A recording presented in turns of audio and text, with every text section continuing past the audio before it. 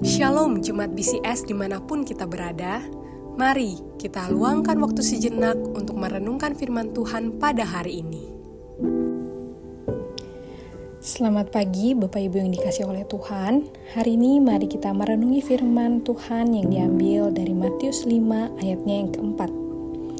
Berbahagialah orang yang berduka cita karena mereka akan dihibur. Renungan hari ini saya beri judul Air Mata yang Dihitung oleh Surga. Bapak Ibu yang dikasihi Tuhan, ucapan bahagia Yesus ini kembali mengguncang logika dunia. Berbahagialah orang yang berduka cita. Dunia tidak pernah mengaitkan duka dengan kebahagiaan. Duka biasanya dihindari, dianggap sebagai kelemahan, bahkan kegagalan. Tapi di dalam kerajaan Allah, duka bukanlah akhir. Duka cita bisa menjadi jalan menuju penghiburan sejati.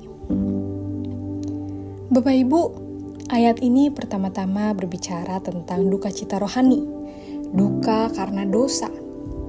Ini adalah tangisan hati yang sadar bahwa kita telah menyakiti hati Allah, bahwa keberdosaan kita bukan hanya kesalahan kecil, tapi sebuah pemberontakan terhadap kekudusan Allah. Dan hanya oleh karya Roh Kudus, manusia bisa sampai pada titik ini. Ia mengakuinya, menyesalinya, dan menangisi dosa dengan sungguh. Dan justru di titik paling hancur itu, kasih karunia Kristus bekerja paling kuat Bapak Ibu. Dialah penghiburan sejati bagi mereka yang remuk hati. Di salib, Yesus menanggung bukan hanya hukuman atas dosa kita, tapi juga segala kedukaan kita. Yesaya 53 ayat 4 berkata, sesungguhnya penyakit kitalah yang ditanggungnya, dan kesengsaraan kitalah yang dipikulnya. Artinya, setiap tangis yang keluar dari hati yang hancur karena dosa, ditampung dan ditebus oleh salib Kristus. Namun, makna ayat ini tidak berhenti pada duka cita karena dosa Bapak Ibu. Di dalam dunia yang jatuh, kita juga mengalami duka karena kehilangan, penderitaan, atau mungkin ketidakadilan. Dan Injil memberi penghiburan yang nyata, bukan sekedar kata-kata penghibur, tetapi kehadiran Allah yang berjalan bersama-sama dengan kita di dalam lembah kekelaman. Kristus yang bangkit adalah Kristus yang mengerti tangisan kita, dan yang menghapus air mata kita kelak di kerajaan yang kekal. Di dalam Kristus, duka tidak pernah sia-sia. Tangisan kita bukan tanda kelemahan, melainkan tanda bahwa kita masih hidup dalam kerinduan akan pemulihan. Dan Yesus berjanji, mereka yang berduka cita akan dihibur, bukan oleh kenyamanan dunia, tetapi oleh damai sejahtera dari Allah sendiri. Pertanyaannya bagi kita hari ini adalah, apakah kita masih berduka cita atas dosa-dosa kita? Atau kita sudah menjadi terlalu terbiasa dengan kompromi? Kita menjadi tidak sadar bahwa kita masih hidup di dalam dosa.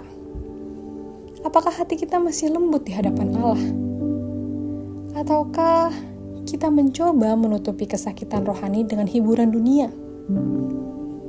Kabar baiknya hari ini Bapak Ibu, siapapun yang datang dengan hati yang hancur tidak akan ditolak oleh Kristus. Mari kita bersatu di dalam doa.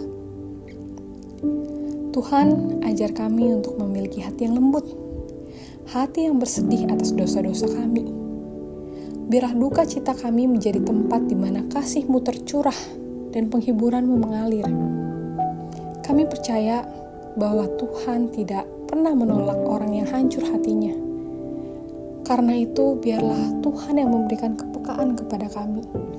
Ketika kami sudah menjauh dari jalannya Tuhan, ketika kami sudah mulai bergumul di dalam dosa, kami terbiasa di dalam dosa-dosa yang kami lakukan setiap hari. Biarlah Tuhan yang menegur kami. Biarlah Tuhan yang menghibur kami. Dan biarlah Tuhan yang menguatkan kami untuk menjalani hari-hari ini, supaya kami bisa hidup sesuai dengan kehendak Tuhan.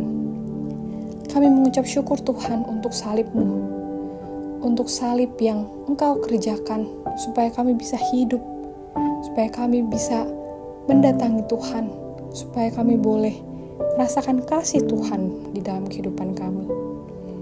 Di dalam nama Tuhan Yesus kami berdoa. Amin. Demikian renungan harian kita pada hari ini. Mari kita terus rindu menjadi murid Kristus bersama keluarga Allah. Tuhan Yesus memberkati.